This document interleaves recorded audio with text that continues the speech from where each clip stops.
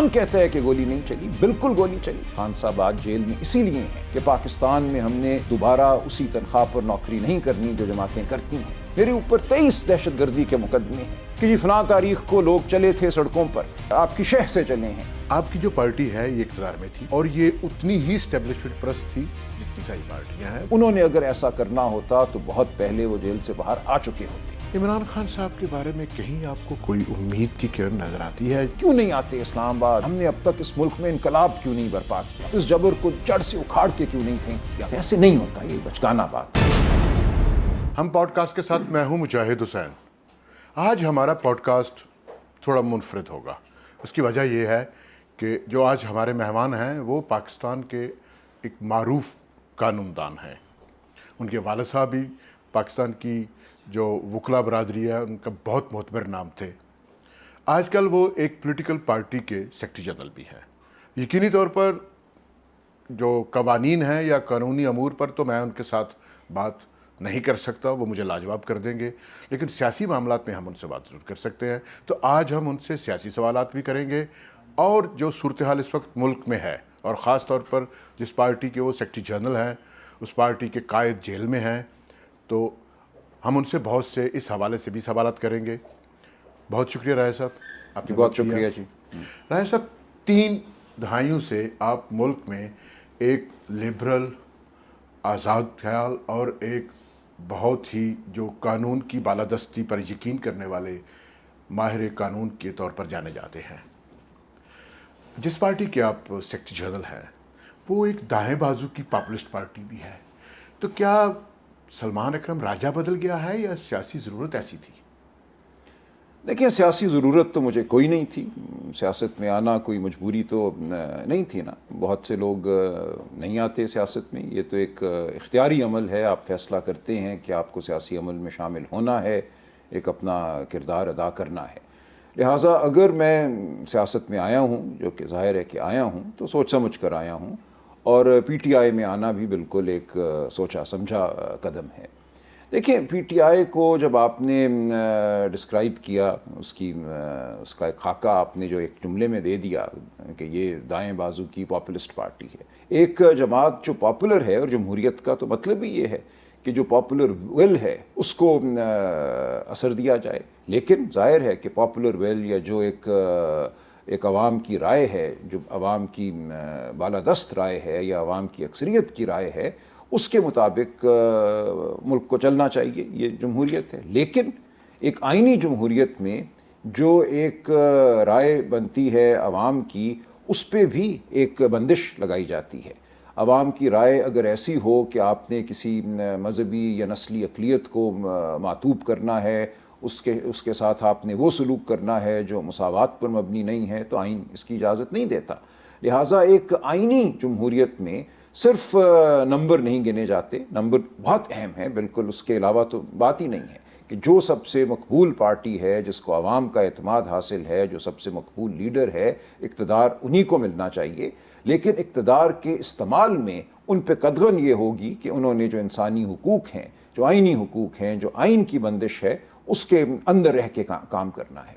تو کیا P T I کوئی ایسی جماعت ہے جو نسلی منافرت پر یقین رکھتی ہے، یا جو کوئی مخصوص مذہبی ایجنڈا رکھتی ہے، کسی مسلک کا ایجنڈا لے کر آگے بڑھ رہی ہے؟ تو یقیناً ایسا نہیں ہے۔ پی ٹی آئی میں ہر مسلک کے، ہر نسل کے لوگ ہیں۔ یہ وہ واحد جماعت ہے میں سمجھتا ہوں جس نے پورے ملک میں مقبولیت پائی ہے، اور اس لیے نہیں پائی کہ وہ کوئی مخصوص مذہبی نقطۂ نظر رکھتی ہے یا وہ کسی نسل پرست رویے کے تابع ہے، ایسا نہیں ہے۔ اس میں پختون بھی ہیں، اس میں پنجابی ہیں، سندھی ہیں، کراچی شہر میں بسنے والے ہیں، اردو بولنے والے ہیں، آزاد کشمیر، گلگت بلتستان۔ تو پاکستان کا بلوچستان کوئی علاقہ ایسا نہیں ہے۔ یقین مانیے، میں مستنگ گیا ہوں، میں بلوچستان کے دور افتادہ علاقوں میں گیا ہوں، وہاں میں نے سینکڑوں ہزاروں خواتین کو عمران خان کے نام پہ روتے تالیاں بجاتے دیکھا ہے۔ میں بالکل یہ تصور نہیں کر سکتا تھا، اور میں نے دیکھا کہ پورے ملک میں ایک قبولیت ہے۔ تو اب سوال یہ ہے کہ دائیں بازو آپ نے ساتھ کہہ دیا، دائیں بازو کا کیا مطلب ہے؟ دیکھیں، ہمارے ہاں ایک تفریق کی جاتی ہے دائیں اور بائیں بازو کی۔ میری پوری عمر جو ہے، وکالتی عمر اور اس کے ساتھ پولیٹیکل ایکٹیویزم اگر آپ کہہ لیں، سیاست میں براہ راست نہ ہونے کے باوجود بھی میں ہمیشہ سیاسی معاملات کا حصہ رہا ہوں تو عمر کا بڑا حصہ میں نے آسمہ جہانگیر صاحبہ کے ساتھ گزارا، ان کے ساتھ بے شمار مقدمات کیے، معاونت کی ان کی. آپ جانتے ہیں ٹریڈ یونینز کے ساتھ میں نے بے شمار مقدمات کیے، تمام عمر میں مفت مقدمے لیبر کے، ٹریڈ یونینز کے کرتا رہا ہوں، آج بھی کر رہا ہوں، اس عمل میں کوئی فرق نہیں آیا. تو بائیں بازو کی وکالت یا بائیں بازو کی سیاست کیا ہے اور دائیں بازو کی سیاست یا وکالت کیا ہے، میں سمجھتا ہوں کہ وہ فرق مجھے معلوم ہے. دیکھیں، جس کو آج ہم کہہ رہے ہیں دائیں بازو کی آپ کہہ لیجئے سیاست، وہ کیا ہے؟ آج تو بہت ہی شاید کوئی کم لوگ ہوں گے جو یہ کہتے ہوں گے کہ ہم نے پاکستان کو ایک سوویٹ طرز کی ریاست بنانا ہے جہاں اسٹالن ایک ہوگا اور تمام جو ذرائع ہیں پیداوار کے ان پہ ریاست کا کنٹرول ہوگا یا ملکیت ہوگی، اور عام لوگ جو ہیں وہ ایک پارٹی رول کے تحت زندگی گزاریں گے، اور ایک سرویلنس اسٹیٹ ہوگی جہاں ایک خوف کا عالم ہوگا. چلیں خوف والی بات کو چھوڑ بھی دیں، اگر ہم کہیں کہ نہیں وہ تو اسٹالن کی یا ان کی اپنی غلطیاں تھیں، لیکن جو ایک بنیادی تصور ہے مارکسزم کا جس سے بیشتر جس کو ہم بائیں بازو کی سیاست کہتے ہیں وہ پھوٹتی ہے، وہ یہی ہے کہ ذرائع پیداوار جو ہیں ان پہ ریاست کا کنٹرول ہونا چاہیے تاکہ معاشرے میں اونچ نیچ ختم ہو جائے اور معاشرے میں جو طبقاتی کشمکش ہے وہ ختم ہو جائے. تو یہ ایک روایتی تصور ہے بائیں بازو کی سیاست کا. لیکن پچھلے 20 30 35 سال میں اس تصور میں بڑی تبدیلی آئی ہے. وہ برطانیہ ہو، لیبر پارٹی ہو، تھرڈ وے کی وہاں بات کی گئی. یہ کہا گیا کہ اب وہ جو نظریہ تھا کہ ذرائع پیداوار پہ ریاست کی حاکمیت ہو، ریاست ان کو کنٹرول کرے، وہ شاید ٹھیک نہیں ہے، کیونکہ اس سے ہوا صرف یہ کہ ادارے جو تھے، جو صنعتی ادارے تھے، وہ کام کرنے سے قاصر رہے، وہ مقابلے کی دوڑ میں ہار گئے. سوویت یونین کے پاس اسلحہ تو بہت تھا لیکن اس کی معیشت بیٹھ گئی، اور معیشت بیٹھ جائے تو پھر بالآخر اسلحہ بھی ناکارہ ہوتا ہے. تو اب ایک تصور یہ ابھرا کہ بائیں بازو کی سیاست وہ سیاست ہے جو انسان دوست سیاست ہے. ضروری نہیں ہے کہ اس میں آپ ذرائع پیداوار پہ جو ریاستی تسلط ہے اس کا تقاضا کریں. آپ نے انسان دوستی کی بات کرنی ہے، آپ نے مساوات کی بات کرنی ہے، آپ نے یہ کہنا ہے کہ معاشرے میں جو اونچ نیچ ہے وہ کم سے کم ہو، اس میں جو طبقاتی ایک فاصلہ آ جاتا ہے طبقوں کے درمیان، اس کو قانون اور آئین کی مدد سے، طاقت سے کم کیا جائے. غریب کا بھی وہی حق ہو، امیر کا بھی وہی حق ہو، ایک مساوات پر مبنی معاشرہ ہو. تو یہ ایک سوشل پروگریسو آپ اس کو ایک ویژن کہہ لیجئے. سویڈن میں اس طرح کی سیاست رہی ہے. ممالک میں جو یورپ کے، نارتھ یورپ کے جو ممالک ہیں اسکینڈینیویا کے. اب پی ٹی آئی کی سیاست کو دیکھیے. پی ٹی آئی کی سیاست جو ہے، کیا وہ انسان دوستی، مساوات، جو پاکستان میں مختلف زبانیں بولنے والے ہیں، مختلف مسالک کے لوگ ہیں، ان میں مساوات اور اخوت پر مبنی نہیں ہے؟ کیا یہ غریب کے لیے سہولت اور آگے بڑھنے کے وسائل فراہم کرنے کے حق میں نہیں ہے؟ وہ صحت کارڈ ہو جو کہ انقلابی قدم تھا، لوگوں کو سمجھ نہیں آیا کہ کتنا بڑا قدم تھا صحت کارڈ جو پی ٹی آئی نے متعارف کرایا. اور میں آپ کو بتاؤں، میں ڈیرہ غازی خان گیا ہوں، دور دراز علاقوں میں گیا ہوں، وہاں ان پڑھ خواتین سے میری بات ہوئی ہے اور میں نے ان سے پوچھا ہے کہ ماں جی عمران خان نے کی کیتا تواڈے واسطے، تسی کیوں اودے نال ہو؟ اور مجھے ایک جواب ملا ہے، صحت کارڈ. آپ کو احساس ہی نہیں کہ کتنا گہرا اثر اس صحت کارڈ نے لوگوں کے شعور پہ ڈالا. لوگوں کو لگا کہ کوئی ہے وہاں بیٹھا ہوا جس کو ہماری فکر ہے، جو چاہتا ہے کہ ہمارے بچے کو صحت ملے. تو اس سے بڑا آپ مجھے بتائیے کہ لیفٹ کا ایجنڈا آج کے دور میں کیا ہو سکتا ہے کہ آپ جو صحت کے وسائل ہیں وہ غریب کے حوالے کر دیں، غریب کو دے دیں. اسی طرح آپ یہ دیکھیے کہ پاکستان کی تاریخ کا ایک انوکھا واقعہ ہے کہ جو ہماری اہل تشیع کی ایک بڑی جماعت ہے MWM، جس کے سربراہ ہیں علامہ ناصر عباس صاحب، وہ منتخب ہوتے ہیں سینیٹر، اور کس کے ووٹ سے؟ سنی اتحاد کونسل کے ووٹوں سے.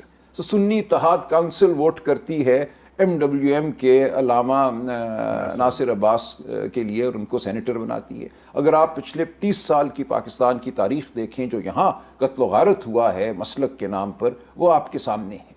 تو یہ سوچا جا رہا تھا کہ پاکستان میں تو ایک لکیر کھنچ گئی ہے مسالک کے درمیان. ایک جو جنگ شاید مشرق وسطیٰ میں تھی اس کو پاکستان نے اپنے اندر سمو لیا ہے. تو ایسا ہرگز نہیں ہے. ٹھیک ہے. میری عمران خان صاحب سے ملاقات ایک ہوئی تفصیلی ستمبر 2022 میں. دیکھیں میں سیاست میں تو نہیں تھا، اور شوکت خانم ہسپتال اور خان صاحب کے مقدمات 2010 11 12 بلکہ 14 تک میں نے بہت کیے، اور اس وقت خان صاحب سے ایک ذاتی قربت ضرور پیدا ہو گئی تھی. وکالتی امور کے ساتھ ساتھ سیاسی گفتگو بھی خان صاحب کر لیا کرتے تھے میرے ساتھ. 2014 سے لے کر ستمبر 2022 تک میرا کوئی رابطہ نہیں رہا. یہ وہ دور ہے جب پی ٹی آئی کی سیاست پروان چڑھی، حکومت اقتدار بھی ملا. اس تمام عرصے میں آپ کو شاید علم ہو نہ ہو، میں اپنی وہی وکالت کرتا رہا. میں نے اصغر خان کیس بھی اسی دوران کیا، 2012 میں کیا. میں نے این آر او اس سے پہلے کیا تھا.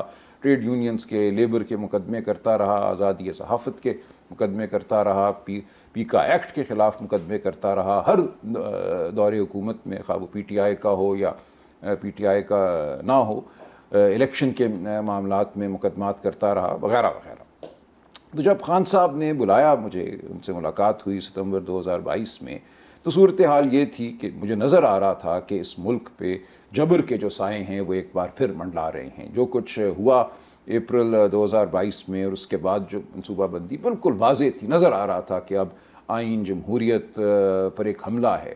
عدالتی نظام پہ بھی حملہ یقینی ہے، کیونکہ آپ آئین اور جمہوریت پر جب حملہ کرتے ہیں تو آپ کو قابو کرنا پڑتا ہے، عدالتوں کو بھی. یہ روایت ہے، ضیاء الحق کی بھی روایت ہے اور مشرف کی بھی ہے. ہر عسکری دور میں ایک پی سی او آتا ہے، ناپسندیدہ ججوں کو تتر بتر کیا جاتے ہیں. تو یہ تمام صورتحال بالکل روز روشن کی طرح ستمبر 2022 تک واضح تھی. جب خان صاحب سے ملاقات ہوئی اور انہوں نے کہا کہ اس دور میں تم کیا رول ادا کرنا چاہتے ہو، میں نے کہا تو ہمیشہ جمہوریت کے لیے بولا ہوں، حقوق کے لیے بولا ہوں، عدلیہ کی آزادی کے لیے بولا ہوں. جو وکلا موومنٹ تھی 2007 سے 9، اس میں جیل بھی گیا، 2 سال عدالتوں میں پیش نہیں ہوا، سب کچھ کیا.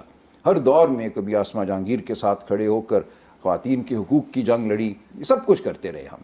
تو آج بھی لڑوں گا میں. تو خان صاحب نے مقدمات حوالے کیے، بات آگے بڑھتی گئی، اور پوچھا میں نے خان صاحب سے کہ آپ کی سیاست کا مقصد کیا ہے. خان صاحب آپ ٹھیک ہے وزیر اعظم آپ ہو گئے، اگر وہ آپ کی خواہش تھی تو وہ تو پوری ہو گئی. آج ستمبر 2022 میں آپ کیوں سیاست کو اپنی جاری رکھنا چاہتے ہیں؟ تو خان صاحب نے بالکل یہی کہا. انہوں نے کہا دیکھو یہ ملک ایک ایسی نہج پہ ہے جہاں اس ملک کے اندر اتنے تضادات ہیں، غریب اور امیر کا فرق ہے، مسلک کا فرق ہے. خیبر پختونخوا میں جو صورتحال ہے، جو بدحالی ہے، جو بدامنی ہے، جو لوگوں کی وہاں پہ جو لوگوں کے جذبات ہیں، میں اگر نہیں ہوں گا تو وہ ایک نسلی سیاست کی جانب راغب ہوں گے. بالکل نظر آ رہا تھا اس وقت بھی اور آج بھی. وہ جو ایک روش ہے، یا جو ایک آپ کہہ لیجئے ایک ٹینڈنسی ہے سیاست میں، وہ ہر جگہ موجود ہے. ایک آئیڈینٹی کی سیاست جس کو کہتے ہیں، زبان کی بنیاد پر، نسل کی بنیاد پر. وہ خیبر پختونخوا ہو، بلوچستان ہو، تو آزاد کشمیر میں بھی ہمیں نظر آ رہا ہے.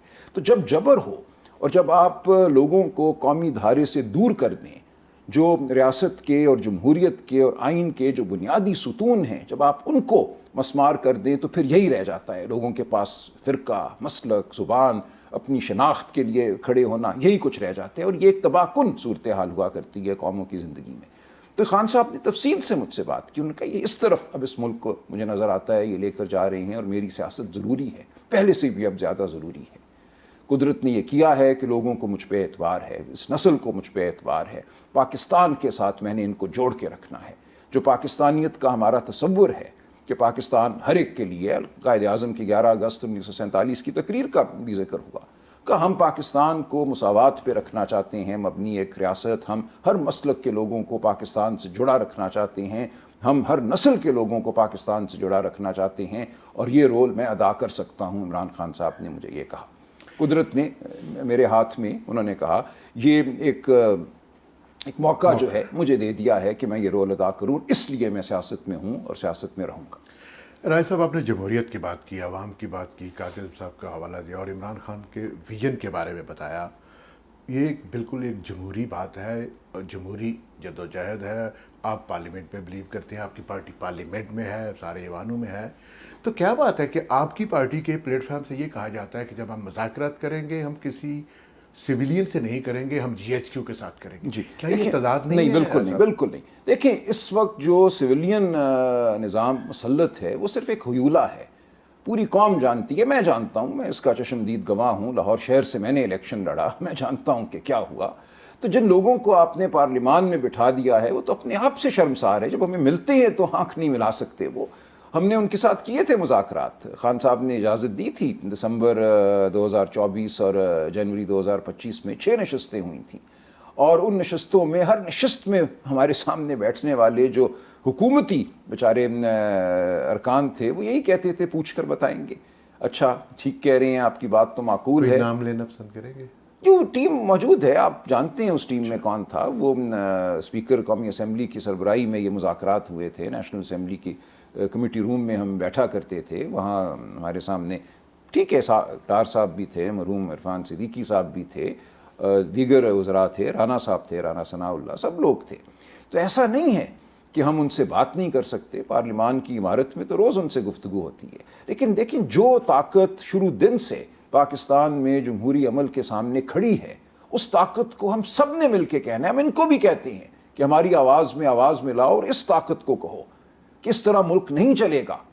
जो आपने कर लिया, वो 50 की दिहाई हो, आपने जो किया, असेंबली तोड़ी, 1 यूनिट बनाया, तमीज़ुद्दीन केस चला, उसके बाद मार्शल लॉ आ जाता है, 60 की दिहाई गुजर जाती है, फिर आप 71 का एक इलेक्शन कराते हैं, उसके नतीजे को मानने से इनकार कर देते हैं, मुल्क में खाना जंगी होती है, मुल्क टूट जाता है।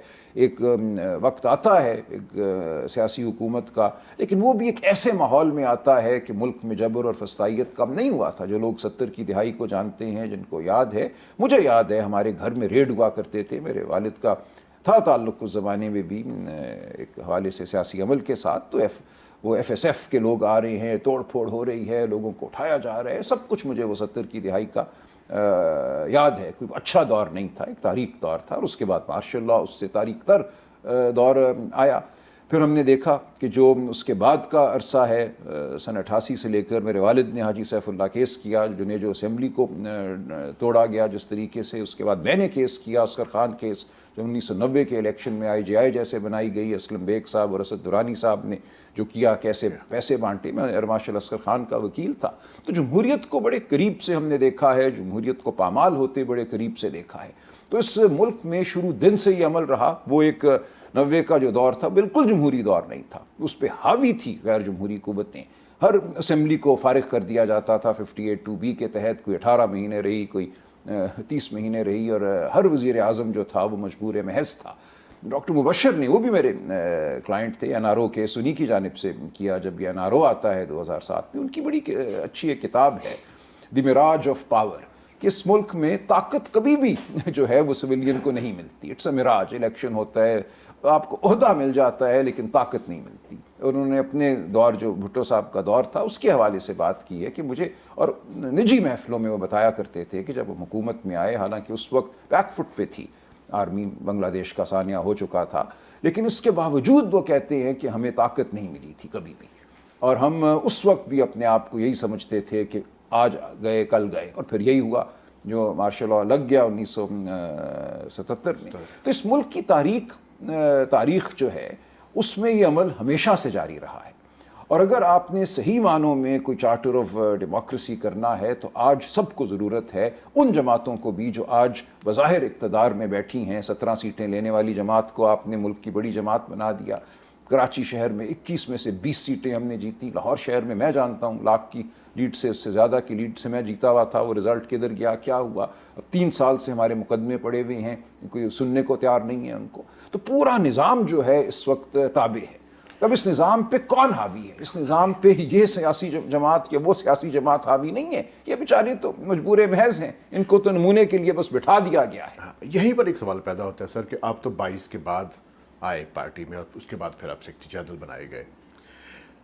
आपकी जो पार्टी है ये इक़्तिदार में थी, और ये उतनी ही इस्टेब्लिशमेंट परस्त थी जितनी सारी पार्टियां हैं, बल्कि एक्सटेंशनें दी गई और बहुत कुछ कहा गया, کون باپ ہوتا ہے کون کیا ہوتا ہے.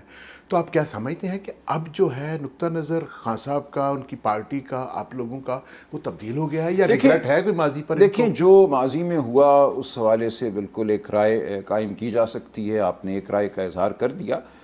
میں آپ کو بات بتا رہا ہوں جو ستمبر 2022 میں میری خان صاحب سے ملاقات ہوئی. اس وقت وہ جیل میں تو نہیں تھے، اور اس کے بعد کے جو تمام واقعات ہیں، اور تواتر سے پھر میری اکتوبر 2025 تک خان صاحب سے ملاقاتیں ہوتی رہی ہیں. بیچ میں کبھی 3 مہینے کا تعطل آیا، مجھے نہیں ملنے دیا، کبھی 2 مہینے کا آیا، لیکن ہوتی رہی ملاقات. تو ان سے گفتگو کرنے کا بہت موقع ملا، اور میں بالکل پورے وثوق سے یہ سمجھتا ہوں کہ خان صاحب آج جیل میں اسی لیے ہیں کہ بالکل وہ یہ نتیجہ قائم کر چکے ہیں. اس نتیجے کا جو اثر ہے اس پر کھڑے ہیں کہ پاکستان میں ہم نے دوبارہ اسی تنخواہ پر نوکری نہیں کرنی جو جماعتیں کرتی ہیں، کہ آج نکال دیے گئے، سرور پیلس چلے گئے، یا آپ نے این آر او کر لیا، واپس آ گئے اور پھر بیٹھ کر وہی کچھ کیا، اسی نظام کا حصہ بن گئے جو 50 کی دہائی سے اس ملک پر مسلط ہے. انہوں نے اگر ایسا کرنا ہوتا تو بہت پہلے وہ جیل سے باہر آ چکے ہوتے. بارہا ان کو کوئی نہ کوئی آفر، کوئی نہ کوئی ڈیل دی گئی ہے. وہ بالکل یہ کرنے کو تیار نہیں ہے، اور میں نہیں سمجھتا کہ عمران خان اب اس قسم کی کسی ڈیل کا حصہ بنے گا جو ماضی میں مختلف جماعتیں اور مختلف لیڈر کرتے رہیں. رائے صاحب، آپ جیسے قانون پسند اور جن کا اوڑھنا بچھونا ساری زندگی قانون رہا ہے، آپ جیسے سیکرٹری جنرل کی موجودگی میں یہ پارٹی انٹرا پارٹی الیکشن میں ہی کیوں پھنس گئی؟ کیا یہ کام نہیں ہو سکتا تھا؟ کوئی مشکل تھا؟ کیوں یہ اس وقت نشانات واپس لے لیے گئے اور یہ ایک بہت ویلڈ پوائنٹ اٹھا؟ نہیں دیکھیں، اتنا ویلڈ نہیں ہے.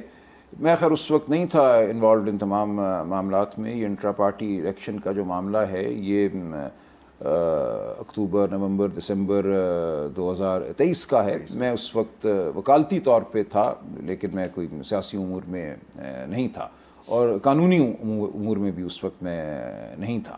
لیکن دیکھیں ایسا نہیں ہے. اس ملک میں انٹرا پارٹی الیکشن جو ہیں اسی طرح ہوتے ہیں ہر جماعت کے، جیسے پی ٹی آئی کے ہوئے. اسی طریقے سے الیکشن کرایا جاتا ہے، لوگوں کو ایک جگہ بلا کر ان کی رائے لے لی جاتی ہے. وہ کوئی بھی جماعت ہو، میں نام نہیں لیتا، لیکن ایک خصوصی برتاؤ رکھا گیا پی ٹی آئی کے ساتھ. ورنہ اگر وہی برتاؤ رکھا جاتا، ایک سرٹیفکیٹ آ جاتا ہے پارٹی کے سربراہ کی جانب سے کہ ہم نے الیکشن کرا لیا ہے، یہ لوگ منتخب ہو گئے ہیں، پارٹی کا ایک الیکشن کمشنر ہوتا ہے، وہ تصدیق کر دیتا ہے اور الیکشن کمیشن مان لیتا ہے. کسی اور جماعت کے الیکشن اس طرح تحقیق نہیں ہوئی کہ دکھائیں بیلٹ پیپر کہاں ہے، دکھائیں درخواست کہاں وصول کی آپ نے، جو امیدوار تھے ان کو کتنا موقع دیا. یہ جس طرح کی تحقیق کی گئی یہ پاکستان کی تاریخ میں پہلی بار ہوا ہے. اس قسم کی تحقیق اور اعتراضات اگر لگائے جائیں تو کسی جماعت کا انٹرا پارٹی الیکشن قائم نہیں رہ سکتا. تو یہ تو ایک سوچی سمجھی ایک منصوبہ بندی تھی، ایک حربے کے طور پہ انٹرا پارٹی الیکشن کو استعمال کیا گیا، کیونکہ مقصد یہی تھا کہ نشان چھین لیا جائے اور پارٹی جو ہے وہ 2024 کے الیکشن میں نہ جا سکے. ہر امیدوار کو آزاد کہہ دیا جائے تاکہ بعد میں ان کو توڑ دیا جائے، وغیرہ وغیرہ. تو یہ ایک حربہ تھا، اس میں کوئی ایسی بات نہیں کہ ہماری جانب سے کوئی بہت بڑا قانونی سکم تھا. رائے صاحب، آپ نے ساری زندگی 3 دہائیوں سے آپ عدالتوں میں پیش ہو رہے ہیں، سپریم کورٹ میں، ہائی چوتھی دہائی ہے. چوتھی دہائی ہے. 4 دہائیاں آپ نے دیکھی ہیں اور اس میں لاتعداد حکومتیں آئیں، مختلف پارٹیوں کی حکومتیں آئیں، ڈکٹیٹرشپ بھی رہی. عدلیہ کو آپ نے جیسا دیکھا اور آج جو صورتحال ہے، کیا کچھ کمپیریزن کرنا چاہیں، بتانا چاہیں گے کہ ہم کس سطح پہ کھڑے ہیں؟ بدترین صورتحال ہے آج. میں سمجھتا ہوں نہ صرف میرے کیریئر میں نے اس سے بری صورتحال نہیں دیکھی، بلکہ پاکستان کی تاریخ میں اس سے بری صورتحال نہیں رہی عدلیہ کے حوالے سے. دیکھیں عدلیہ کو ظاہر ہے میں قریب سے جانتا ہوں، اپنے کیریئر کے حوالے سے بھی. میرے والد صاحب نے 50 کی دہائی میں وکالت شروع کی، تو ہر لمحہ جو ہے اپنے وکالتی کیریئر کا انہوں نے کبھی نہ کبھی میرے ساتھ شیئر کیا. کون جج کیا تھا، کیا کرتا تھا، کس وکیل نے کیا کیا، کون جبر کا ساتھی بنا، کون جبر کا ساتھی نہیں بنا، کس نے اپنی چالاکیوں کو حوالے کیا تاریکیوں کے اور عوام دشمنی میں معاون ثابت ہوا. یہ تمام باتیں ہمارے سامنے ہیں. لیکن جو حالات آج ہیں، جس طرح 26ویں 27ویں ترمیم نے عدلیہ کو بالکل، میں سمجھتا ہوں عدلیہ کا شیرازہ بکھیر دیا. ہر جج کے سر پہ ایک تلوار لٹکا دی کہ حکم نہیں مانو گے تو تمہیں اٹھا کے سبی بھیج دیں گے، تمہیں خضدار بھیج دیں گے، تمہاری ڈگری جعلی قرار دے دی جائے گی. ایسا حملہ عدلیہ پر کبھی بھی نہیں ہوا، اور اس کا نتیجہ آج یہ ہے کہ عدلیہ وہ فیصلے نہیں دے پا رہی جن کی ہم توقع کرتے ہیں, جو ہم سمجھتے ہیں آئین اور آئین کی روح جن کا تقاضا کرتی ہے. تو حالات بالکل اچھے نہیں ہیں. اس لیے میں یہ کہتا ہوں کہ آج یہ صورتحال ہے کہ معاملہ اب سیاسی نہیں رہا, معاملہ اب اس ملک کی بقا اور اس ملک کے اداروں کی بقا, اس ملک میں شرافت کی بقا کا ہے. کیا آپ کو یہ قبول ہے کہ گھروں کو توڑا جائے 2:30-3 بجے, بیویوں بچوں پر ہاتھ اٹھایا جائے, لوگوں کو غائب کر دیا جائے 4-6 مہینوں کے لیے, جب وہ ملیں تو ان کی آنکھیں پتھرائی ہوئی ہوں, ان کے جسم جو ہیں وہ زخموں سے چور ہوں؟ کس طرح بطور انسان آپ اور میں یہ بات قبول کر سکتے ہیں؟ اور عدلیہ ادھر دیکھے, عدلیہ کے پاس جائیں تو کچھ بھی نہ ہو, جج خط لکھیں کہ ہمارے گھروں میں آلے نصب ہیں, ہماری باتیں, ہمارے خاندان, بیویوں بچیوں کی باتیں اور ریکارڈنگز کی جا رہی ہیں, اور عدلیہ کچھ نہ کرے. تو یہ کیسے آپ کو اور مجھے قبول ہو سکتا ہے؟ اس کا کوئی تعلق پی ٹی آئی سے نہیں ہے. یہ تو ایک آپ نے نیا نارم, ایک نئی ریت, ایک نئی روایت, ایک نیا اصول جبر کا اس ملک پہ نافذ کر دیا. پی ٹی آئی کل جہاں بھی ہوگی, جو بھی ہوگا, آپ ہوں گے, آپ کے بچے ہوں گے, ان کو یہ سہنا پڑے گا. تو میں اس لیے سب کو کہتا ہوں کہ یہ معاملہ پی ٹی آئی کا نہیں ہے, یہ معاملہ عمران خان کا نہیں ہے. اس ملک میں تاریکی کا ایک نیا دور شروع ہو چکا ہے, اور یہ دور رہے گا, سب کے لیے رہے گا, اگر ہم نے اس کے خلاف مزاحمت نہ کی, ہم سب اکٹھے نہ ہوئے, ہم نے آواز بلند نہ کی. جب الیکشن نہیں کرائے گئے 90 دن میں, تو لاہور میں ایک وکلاء کا اجتماع ہوا, میں نے وہاں کہا تھا, اپریل 2023 میں نے کہا تھا آپ 90 دن میں اگر الیکشن نہیں کراتے تو لوگ کہتے ہیں کیا ہوا؟ میں کہتا ہوں آسمان گر گیا ہے. یہ ملک کی تاریخ میں پہلی بار ہوا ہے کہ آئین کے لکھے ہوئے لفظ کو اٹھا کے باہر پھینک دیا گیا ہے, کوڑے دان میں پھینک دیا گیا ہے. آئین کی ایک بالکل ایک مستحکم بندش ہے کہ اسمبلی کی تحلیل کے بعد 90 دن میں الیکشن ہونے ہیں. پنجاب خیبر پختونخوا کی اسمبلیاں تحلیل ہو چکی ہیں, اور کیا کہا جا رہا ہے, ہمارے پاس پیسے نہیں ہیں الیکشن کرانے کے, اس لیے ہم الیکشن نہیں کرائیں گے, اور نہیں کرائے گئے. اور معاشرہ اگر خاموش رہا, اس نے کہا نہیں یہ پی ٹی آئی کا مسئلہ ہے, تو معاشرہ بے وقوف تھا. یہ پی ٹی آئی کا مسئلہ نہیں تھا. اصول یہ تھا کہ کیا آئین کی کوئی تقدیس ہے, کیا آئین کے لفظ کا کوئی واجبی اثر ہے کہ اس کو ماننا ضروری ہے یا نہیں ہے. اس دن آپ نے مان لیا, ان تمام لوگوں نے جو ہنستے مسکراتے رہے کہ ہاں نہیں ہو رہے الیکشن تو خیر ہے, پھر کیا ہوا, ان سب نے یہ مان لیا کہ آئین صرف ایک کاغذ کا ٹکڑا ہے, اور اس پہ لکھے سیاہ الفاظ جو ہیں ان کی کوئی وقت نہیں ہے. جب آپ اس اصول کو مانتے ہیں تو آپ وحشت کو اپناتے ہیں, آپ پورے معاشرے کو آپ تابع کر دیتے ہیں جبر کے. تو یہ نہیں ٹھیک روش تھی. اور آج بھی یہ کہا جاتا ہے کہ آپ پی ٹی آئی کے ساتھ کیوں ہیں, یہ تو پی ٹی آئی کا مسئلہ ہے, عدلیہ پر اگر حملہ ہے, الیکشن اگر لوٹے جاتے ہیں تو یہ پی ٹی آئی کا مسئلہ نہیں ہے, یہ آپ کا, میرا, ہمارے بچوں کا, ہر دکاندار کا, ہر کسان کا مسئلہ ہے. کیونکہ کل کو آپ کی, میری, ہر ایک کی عزت جو ہے اس پر ہاتھ پڑے گا. اور ووٹ کو لوٹنے کا مطلب یہ ہے کہ آپ انسان کو انسان نہیں سمجھتے. اس ملک کے نوجوانوں کو کبھی آپ کہتے ہیں کہ تم سے ہم ووٹ کیوں نہ لے لیں, تم تو بے عقل ہو. تو آپ انسانیت کی توہین کر رہے ہیں. یہ انسانیت کی توہین کا دور ہے, اور انسانیت کی توہین کے خلاف کھڑا نہ ہونا, میں سمجھتا ہوں اس توہین اور اس جبر کا ساتھ دینا ہے. ابھی آپ تازہ ترین الیکشن ہمارے سامنے گزرا ہے, آپ بھی جا رہے تھے, جس طرح آپ کو روکا گیا, راستے میں رکاوٹیں کھڑی کی گئی, ہم سب چیزیں دیکھتے رہے. کیا کمنٹ کریں گے جو جی بی کے الیکشنز ہوئے ہیں؟ غلط ہوا نا, وہی کچھ ہوا جو باقی پورے ملک میں ہو رہا ہے. آپ نے جو ایک شخص کا اور عوام کا من حیث القوم جو رشتہ ہوتا ہے ریاست کے ساتھ, وہ ووٹ کے ذریعے ہوتا ہے. دیکھیں پاکستان جو ہے, اس کے ڈی این اے میں, اس کی تشکیل میں میں سمجھتا ہوں جمہوریت پسندی, بحث, آزاد صحافت شامل ہے. یہ انگریز کے دور میں بھی تھا. انگریز نے شاید ہمیں یہ ایک ڈھیل دے دی تھی.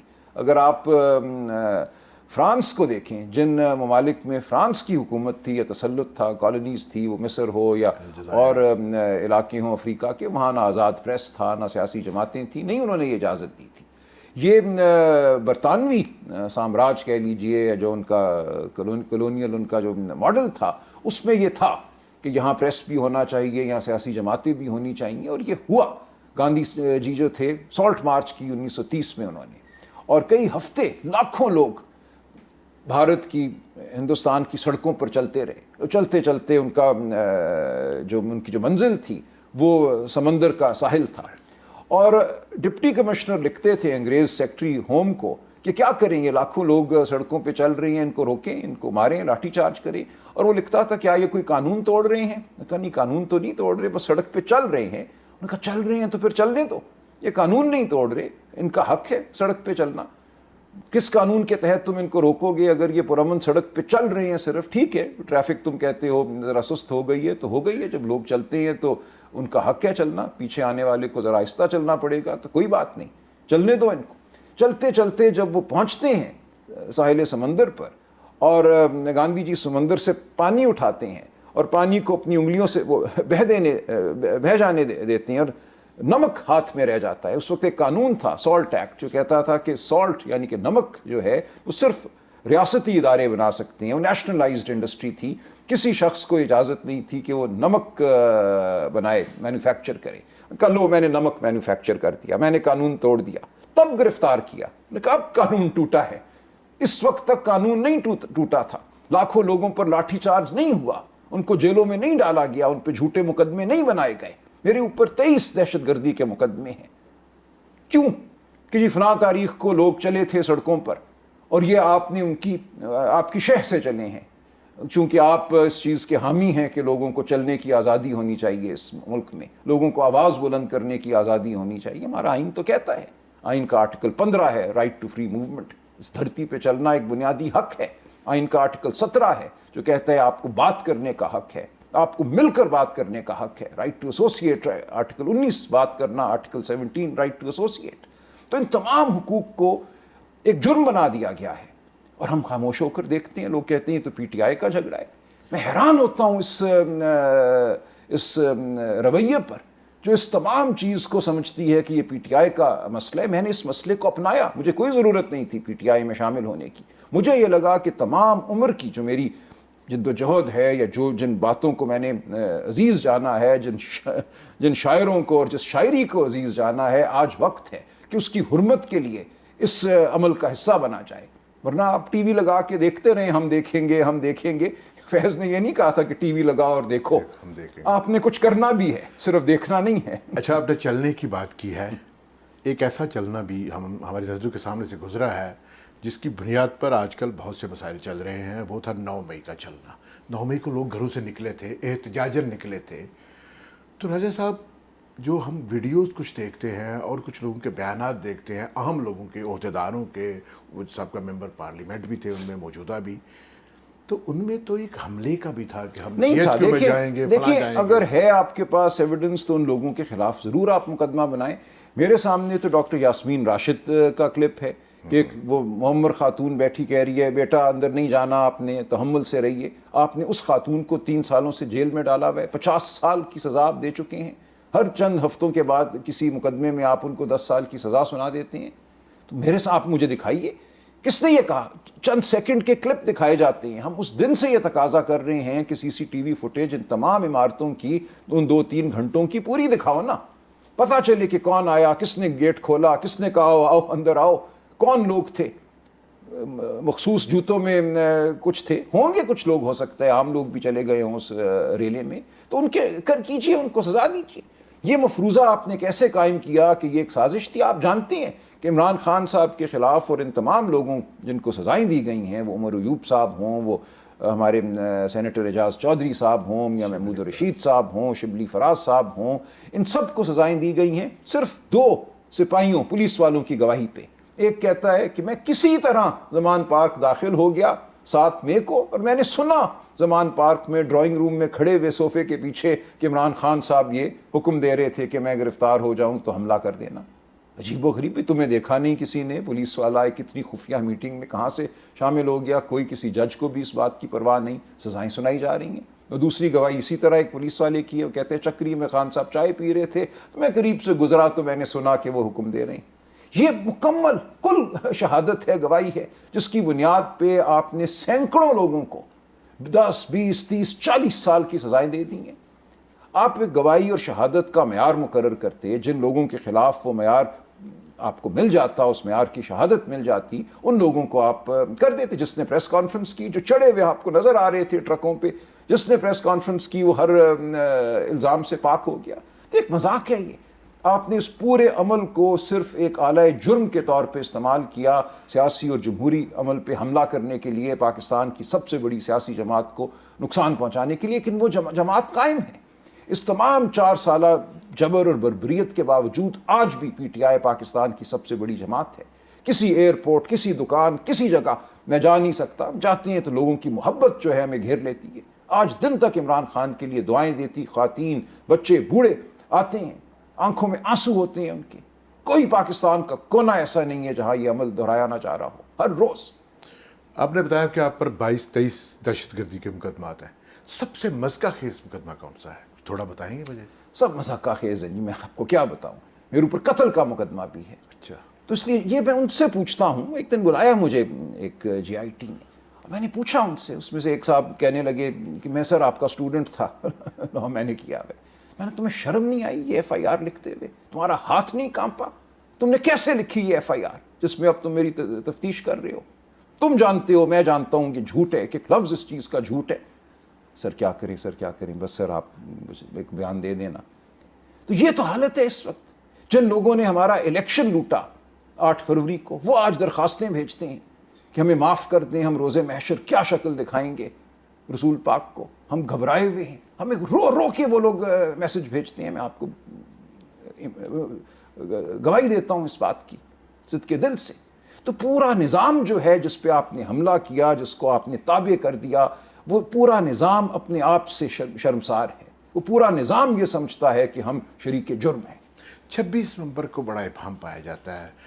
مختلف نقطہ نظر بھی ہیں, اور PTI آج بھی اپنے اس موقف پہ قائم ہے کہ بہت سے لوگوں کو یہاں مارا گیا. بالکل ہوا. کون کہتا ہے کہ گولی نہیں چلی؟ بالکل گولی چلی. اس کے بعد جو ہوا مطیع اللہ جان کے ساتھ ہوا. وہ ایک ہسپتال میں کوئی ریکارڈ دیکھ کے نکل رہے تھے, ان کے اوپر ہیروئن کا آپ نے مقدمہ بنا دیا. آپ نے پورا ریکارڈ تلف کیا. آپ نے ان خاندانوں کو جا کے ڈرایا کہ خبردار کسی نے کوئی مقدمہ کیا, کوئی FIR درج کرائی.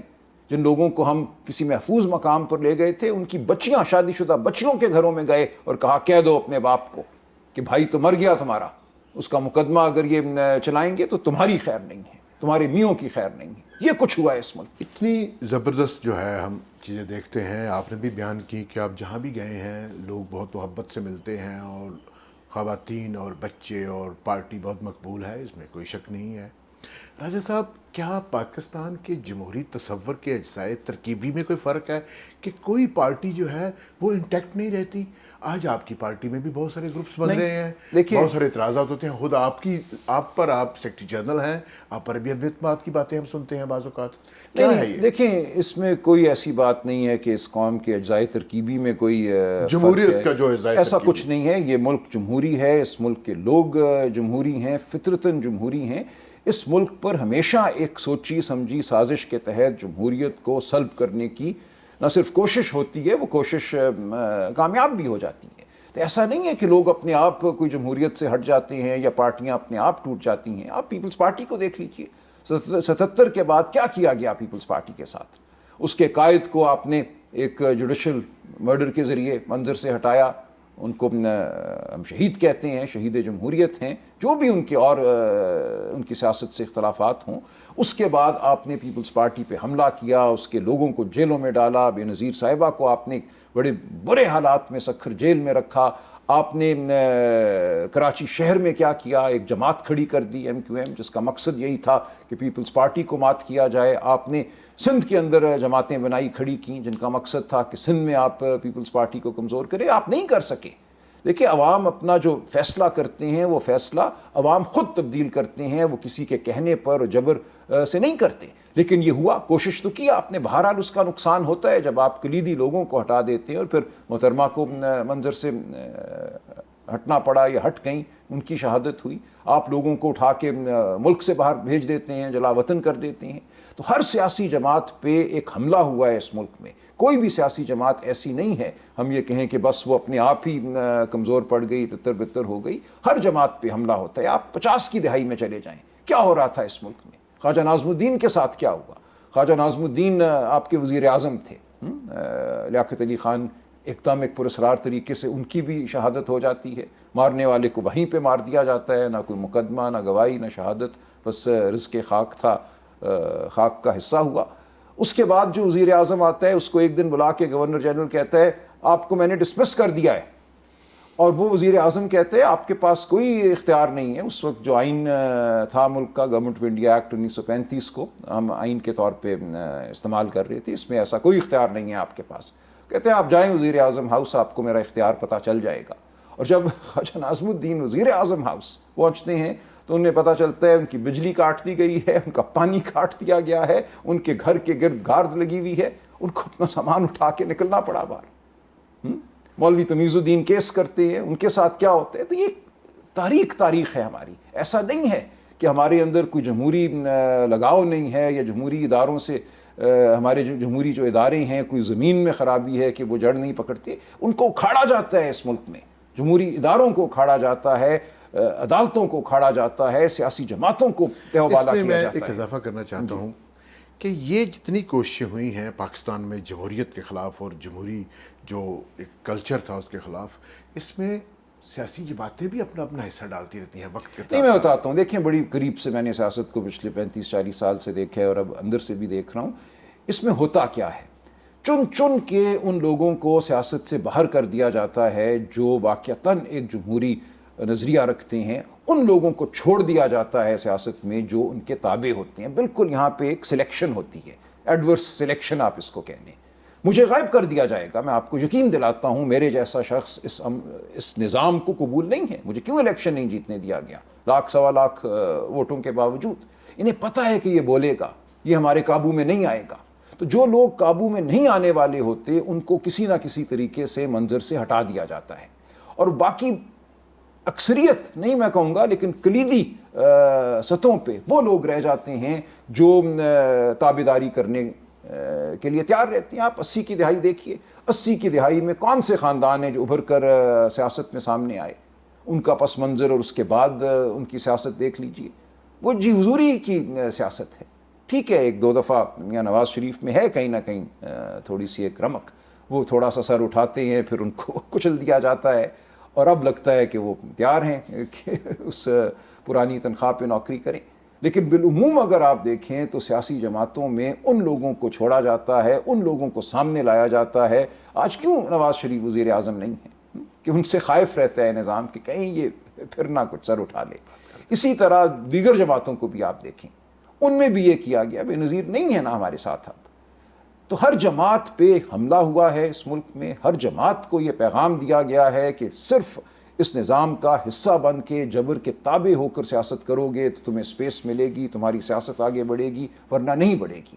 میرے اوپر جو حملے ہوتے ہیں میں جانتا ہوں وہ کہاں سے ہوتے ہیں. آپ ٹویٹر پہ سوشل میڈیا اکاؤنٹس دیکھیں، نامعلوم کوئی XYZ قسم کے اکاؤنٹ ہوتے ہیں، روز اس میں 100,000 ٹویٹس کر دی جاتی ہیں. وہ بالکل ایک سوچی سمجھی ایک منصوبہ بندی ہے. مجھے نظر آتا ہے بالکل کہ یہ کیا ہو رہا ہے اور کیوں ہو رہا ہے. لیکن میں چونکہ کوئی پیشہ ور سیاستدان تو نہیں ہوں، نہ مجھے ضرورت تھی سیاست کی. خان صاحب نے کہا میں آ گیا، جب تک ہوں جب تک کر سکتا ہوں اپنی بات کروں گا، نہیں ہوگی پھر وکالت کی جانب لوٹ جاؤں گا. غریب بہت ہیں اس ملک میں، ان کے مقدمے کروں گا. مجھے اچھا لگتا ہے وہ مقدمے کرنا. جو بھی عدالت ہوگی اس سے بہرحال آپ نے معاملہ کرنا ہوتا ہے. میں عدالتی نظام سے اب نہیں ہوں خوش، لیکن پھر بھی غریب کے پاس اور کوئی راستہ نہیں ہوتا سوائے اس کے کہ وہ دروازہ کھٹکھٹائے عدالت کا. تو انشاءاللہ اس میں معاونت کرتے رہیں گے. راجہ صاحب، 2-3 ہفتے سے کشمیر میں حالات بہت خراب ہیں. میڈیا کچھ نہیں دکھا پا رہا، سوشل میڈیا پہ کچھ چیزیں آتی ہیں. آپ کی پارٹی وہاں جو ہے وہ حکمران بھی رہی ہے، کچھ عرصہ اقتدار میں بھی رہی ہے. ظاہر ہے کشمیر میں بھی تحریک انصاف کے لوگ ہیں. آپ کس طرح دیکھ رہے ہیں اس سارے جی بہت ہی یہ افسوسناک صورتحال ہے، اور میں سمجھتا ہوں ہر جمہوریت پسند پاکستانی کا فرض ہے کہ وہ وہاں جو حق مانگ رہے ہیں، وہ جو سیاسی حقوق مانگ رہے ہیں، جو معاشی حقوق مانگ رہے ہیں، مانگنے کے حق کو مانیں. آپ ان کی حقوق سے اختلاف کر سکتی ہیں کہ نہیں یہ تمہاری مانگ ٹھیک نہیں ہے، وہ مانگ ٹھیک ہے، وہ مانگ غلط ہے، لیکن جو ایک حق ہے آواز بلند کرنے کا، وہ حق تو آپ ان کو دیں نا، ہر پاکستانی کو دیں. تو ہم بالکل ان کے حق کو تسلیم کرتے ہیں.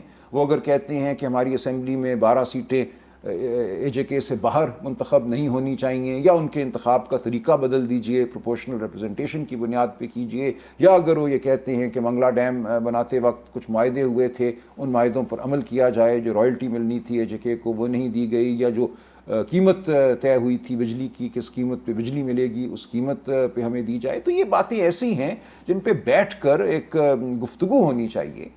جائز اور ناجائز کا فرق جو ہے وہ گفتگو سے ثابت ہونا چاہیے، دلیل سے ثابت ہونا چاہیے، گولی سے نہیں، مار کے نہیں، لوگوں کو ایجنٹ قرار دے کر نہیں. تو اس روش کے بالکل ہم خلاف ہیں. جو ہمارا رشتہ ہے آزاد کشمیر کے ساتھ، ہم تو کہتے ہیں شارک کا رشتہ ہے. آپ یہ کیا کر رہے ہیں اپنی شارک کے ساتھ؟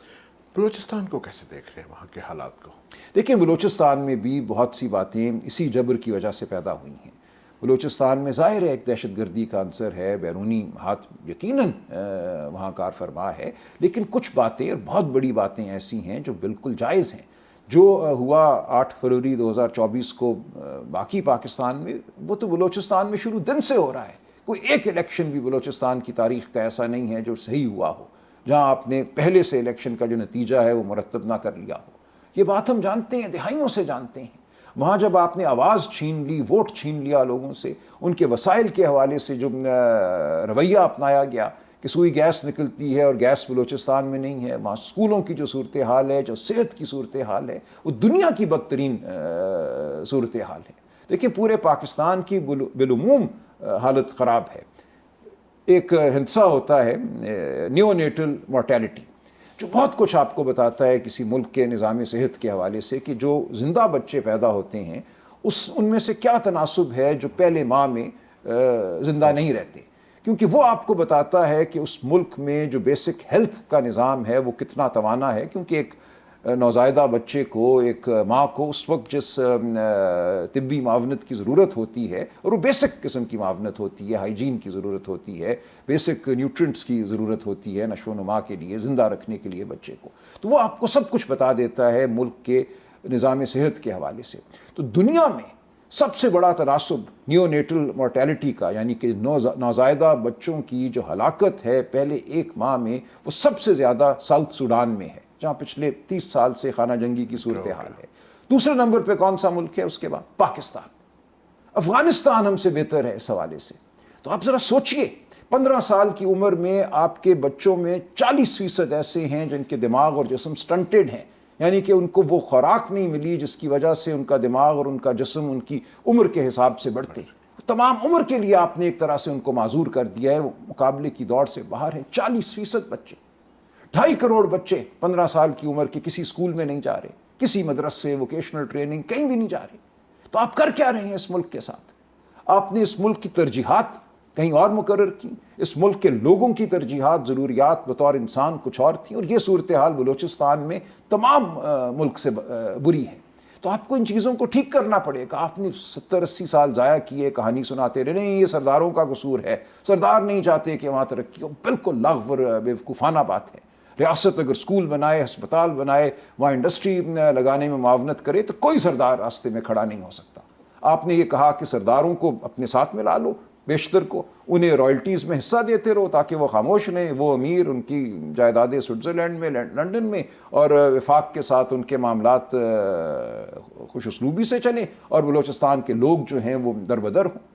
تو یہ نہیں بات ٹھیک. جب وہاں ایک آواز اٹھتی ہے، جمہوری آواز اٹھتی ہے، تو آپ پھر یہ کہتے ہیں یہ ایجنٹ ہیں، ان کو اٹھاؤ، ان کو مارو. مسنگ پرسنز آپ نے کیے. بگٹی صاحب کی شہادت کے بعد کا جو پورا یہ دور ہے، اس میں جو مسنگ پرسنز کی تعداد ہے وہ آپ دیکھیے. 2005-06 سے پہلے دیکھیے اور 5-6 کے بعد دیکھیے کیا کیا آپ نے، کس طریقے سے بلوچستان کے ساتھ معاملہ کیا ہے. تو یہ وہ چیزیں ہیں. بلوچستان کو آپ دیتے کیا ہیں؟ دیکھیں بلوچستان سے کتنے ممبر آتے ہیں قومی اسمبلی میں؟ غالباً 14. یہ وہ نمبر ہے جو گجرانوالہ ڈویژن کا ہے شاید. آپ نے ان کو بالکل غیر اہم کیا ہوا ہے اپنے نظام حکومت میں. ہمیں ضرورت ہے سینٹ میں، آپ نمائندگی تو دیتے ہیں بلوچستان کو، لیکن سینٹ کا کوئی رول نہیں ہے حکومت کے انتخاب میں. وزیر اعظم کا انتخاب صرف قومی اسمبلی کرتی ہے، لہٰذا وہ حکومت کے انتخاب میں بھی غیر اہم ہیں. تو آپ کو سوچنا ہے کہ ملک کی جو اکائیاں ہیں ان کو کیسے آپ نے مساوات کی بنیاد پر، انسانی حقوق کی بنیاد پر اس ملک میں جگہ دینی ہے. کے پی میں تو عرصہ دراز سے آپ کی پارٹی کی حکومت ہے، مسائل وہاں بھی جوں کے تو ہیں. تو کیا اس میں کوئی وفاق کا رول ہے، یا وہاں پر کچھ کسی حد تک بے عملی پائی جاتی ہے؟ دیکھیں، اس میں 2-3 باتیں ہیں. ایک تو ہماری جو گورننس ہے وہ پورے ملک میں ٹھیک نہیں ہے. جو ہمارا گورننس سٹرکچر ہے، جو ہمارا سول سروس کا ایک نظام ہے، جس میں آپ جانتے ہیں ایک وفاقی سول سروس ہے، اس کو CSS کہیں، یا پاکستان ایڈمنسٹریٹو سروس کہیں، پھر صوبوں میں ایک ہوتی ہے. یہ بالعموم جنرلسٹس پہ رہی ہے. یہ ایک انگریز دور کا ایک تحفہ آپ کہہ لیجئے یا ایک بوجھ کہہ لیجئے کہ آپ نے جو دنیا میں گورننس کے حوالے سے ریفارمز ہوئے ہیں ان کو نہیں اپنایا پوری طرح سے. آپ نے ایک نو آبادیاتی دور کا گورننس سٹرکچر یا گورننس سسٹم جو ہے اس کو گلے سے لگایا ہوا ہے. تو ایک تو یہ معاملہ ہے. دوسرا معاملہ یہ ہے کہ خیبر پختونخوا میں بدامنی ہے, دہشت گردی ہے. آپ جانتے ہیں کہ وہاں جو کچھ بھی ہوا افغانستان میں اس کے براہ راست اثرات ہیں. آپ نے لوگوں کو آماجگاہ کے طور پہ خیبر پختونخوا پیش کیا کہ آؤ یہاں کے بس جاؤ. 80 کی دہائی میں جب آپ جہاد کر رہے تھے افغانستان میں امریکی ڈالر لے کر, تو بہت خیبر پختونخوا پہ میں سمجھتا ہوں کے ساتھ ناانصافیاں ہوئی ہیں. آپ نے ضم کیا فاٹا کو, جو یہ قبائلی علاقے تھے صوبے میں 2021 میں. آج دن تک نیشنل فائنانس کمیشن ایوارڈ میں تبدیلی نہیں کی گئی. وہ پیسہ جو ملنا چاہیے خیبر پختونخوا کو ان علاقوں کے حوالے سے, ان علاقوں کی آبادی کے حوالے سے, وہ نہیں دیا جا رہا. جو وعدے کیے گئے تھے انفراسٹرکچر کے حوالے سے, انڈسٹری کے حوالے سے, وہ پورے نہیں ہوئے. تو بہت معاملات ہیں. ٹھیک ہے, اس کے ساتھ ساتھ گورننس کے معاملات ہیں, ہماری حکومتوں کے بھی معاملات ہوں گے, میں اس سے انکار نہیں کرتا, ہمیشہ بہتر گورننس کی جا سکتی ہے. لیکن جو سٹرکچرل ایشوز ہیں, جو انڈرلائنگ ایک بنیادی جو ساخت میں کمزوری ہے, گورننس سٹرکچر میں کمزوری ہے, اس کو آپ کو پورے ملک کے لیے ٹھیک کرنا ہے. اور خیبر پختونخوا میں بالخصوص جو دہشت گردی کی وجہ سے اور ایک عسکریت پسندی کی وجہ سے اور ان عسکری گروپوں کی وہاں ہونے کی وجہ سے جو مسائل پیدا ہوئے ہیں, ان کو آپ نے علیحدہ سے ان کے ساتھ آپ نے نمٹنا ہے. عمران خان صاحب کے بارے میں کہیں آپ کو کوئی حوصلہ بندی یا کوئی امید کی کرن نظر آتی ہے؟ بہت بحث ہوتی ہے روزانہ میڈیا پر, ہر جگہ پر بہت سی چیزیں سامنے آتی ہیں. جو ہمارے سامنے ایک صورتحال ہے کہ ان کی صحت ٹھیک نہیں ہے, ان کو ہسپتال لایا جاتا ہے, ان کی جو اہل خانہ ہیں وہ الگ سے شاکی ہیں, شکایت کرتے ہیں. ہر منگل کو وہاں ان کی بہنیں بھی جاتی ہیں. آپ بھی ان کے وکیل ہیں, پارٹی کے سیکرٹری جنرل بھی ہیں, گو کہ آپ کی ملاقات نہیں ہو پا رہی. تو کیا آپ کس طرح دیکھ رہے ہیں اس ساری صورتحال؟ دیکھیں, یہ معاملات جو ہیں یہ تاریخی عمل ان کو بالکل حل کرتا ہے. بظاہر یہ لگتا ہے کہ جبر جو ہے بالکل ایسا ہے کہ ناقابل تسخیر ہے, لیکن جب وہ گرتا ہے تو لگتا ہے یہ کیا مذاق تھا. وہ گر جاتا ہے ایک دم. تو ہم اپنی کوشش تو ظاہر ہے کر رہے ہیں.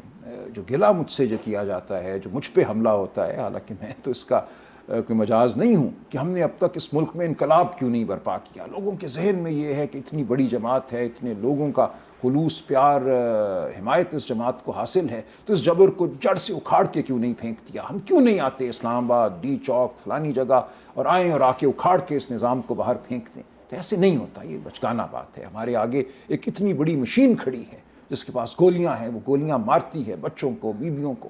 ہمارے سامنے ایک پورا نظام ہے سرویلنس کا جو لوگوں کو اٹھا لیتا ہے, لوگوں کے گھروں پہ حملے ہوتے ہیں. اس سب کے باوجود یہ پارٹی کھڑی ہے, آواز بلند کر رہی ہے. وہ لمحہ آئے گا. جو تضادات آپ کے سامنے آئے ہیں اس بجٹ میں 2026 کے, دیکھیں وہ کیا ہیں. وہ انتہائی بنیادی نوعیت کے تضاد ہیں. یہ بجٹ آپ کو یہ بتا رہا ہے کہ وفاقی حکومت بینکرپٹ ہو چکی ہے, وفاقی حکومت اپنا بوجھ نہیں اٹھا سکتی. صوبوں سے اب یہ کہا جا رہا ہے کہ وہ پیسہ جو آپ کا حق ہے آئین کے تحت وہ آپ وفاق کو دے دیجئے. صوبے پیسہ خرچ کرتے ہیں تعلیم پر اور صحت پر. پہلے ہی میں نے عرض کیا تعلیم اور صحت کی جو صورتحال ہے وہ آپ کے سامنے ہے. تونسا میں 300 سے زیادہ بچے جو ہیں HIV کا شکار ہوئے. کیوں؟ کہ اس ہسپتال میں سرنجوں کی کمی تھی, بار بار وہی سرنجیں استعمال کی گئیں. تو یہ صورت ہے کہ آپ کے پاس وسائل کی کمی ہے جس کی وجہ سے لوگ مر رہے ہیں, اور آپ کہتے ہیں کہ مزید کمی کرو صحت اور تعلیم پہ جو خرچہ ہے اس کی. ہمیں لاہور تو چمک رہا ہے, ساؤتھ پنجاب کی یہ حال ہے. دیکھیں, لاہور کو چمکانا ایک فریب ہی ہے نا. وہ فریب ہے. آپ تونسا کے بچوں سے پوچھیں نا کہ چمکتے ہوئے لاہور نے ان کو کیا دیا ہے. ان بچوں کو جو پوری عمر کے لیے HIV کا شکار ہو چکی ہیں. اللہ تعالیٰ ان کو لمبی عمر دے, لیکن اب وہ مریض ہیں تمام عمر کے لیے, جو بھی ان کی عمر ہوگی. تو یہ وہ صورتحال ہے. آپ ان 2.5 کروڑ بچوں سے پوچھیں جن کو کوئی تعلیم نہیں ملتی, جو پورا اپنا جو مستقبل ہے وہ ٹکڑے اٹھا کے کہیں سے گندگی کے ڈھیر سے ٹکڑے اٹھائیں گے یا کیا کریں گے مجھے نہیں پتا, کیسے زندگیاں گزاریں گے. تو ہم نے ان لوگوں کو اپنے حال پہ چھوڑ دیا ہے. ایک ہم جابر ریاست بن چکے ہیں جو ایک بوجھ اٹھائے ہوئے ہے اپنی ریاست کا, اور اس بوجھ کے نیچے عوام جو ہے وہ پس رہی ہے.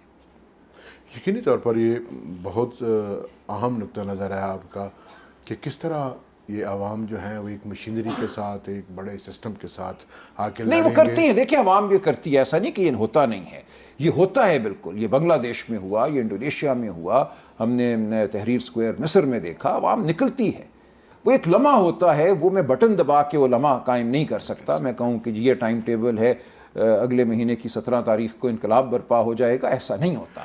دیکھیں میں عرض کروں، امام خمینی کی زندگی کو اگر آپ دیکھیے، آج کل ایران ہمارے لیے بہت توجہ کا ایک مرکز ہے.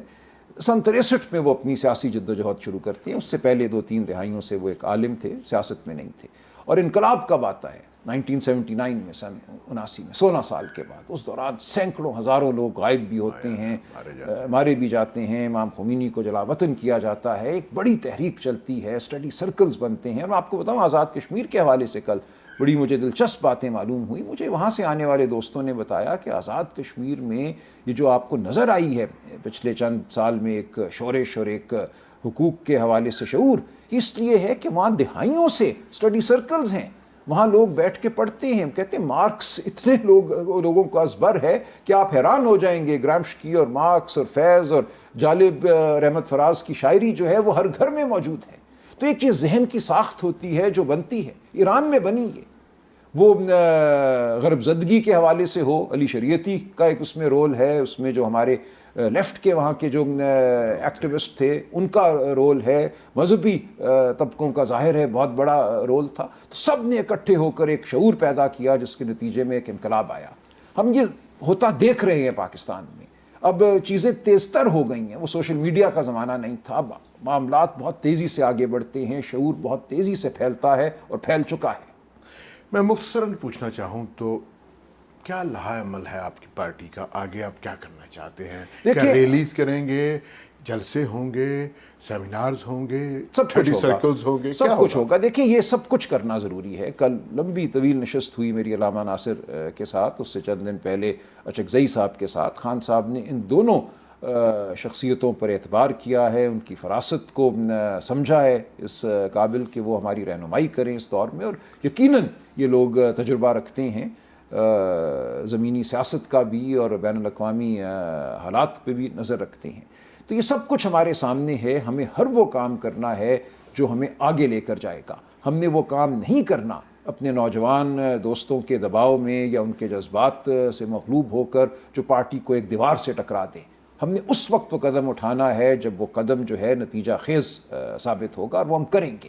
دیکھیں میں لوگوں کو منڈیلا اور افریقن نیشنل کانگریس کی بھی مثال دیا کرتا ہوں. پھر لوگ ذرا گھبرا جاتے ہیں. منڈیلا صاحب 27 سال جیل میں تھے. خان صاحب بالکل 27 سال جیل میں نہیں رہیں گے. جو رہ لیا 3 سال یہ بہت کافی ہے، بہت زیادہ ہے. اور انشاءاللہ آپ دیکھیں گے بہت جلد وہ باہر آئیں گے. لیکن منڈیلا جیل 27 سال اس لیے نہیں رہے کہ ان کی پارٹی نااہل تھی، اس کے پاس لائحہ عمل نہیں تھا. افریقن نیشنل کانگریس، اس کے سیکرٹری جنرل سٹیو بیکو تاریخ ساز لوگ ہیں. انہوں نے 27 سال جد و جہد کی اور وہ متشدد پارٹی تھی. ہم تو ایک پرامن آئینی جماعت ہیں. وہ رنگ آف فائر، ایک ٹائر کو وہ بھگوتے تھے پیٹرول میں. ہم اس کالج میں پڑھتے تھے، میں برطانیہ میں تھا. ہر ہفتے ہم لنڈن ساؤتھ افریقن ایمبیسی کے باہر جا کے پکٹ کرتے تھے، نعرہ بازی کرتے تھے، احتجاج کرتے تھے افریقن نیشنل کانگریس کے حق میں.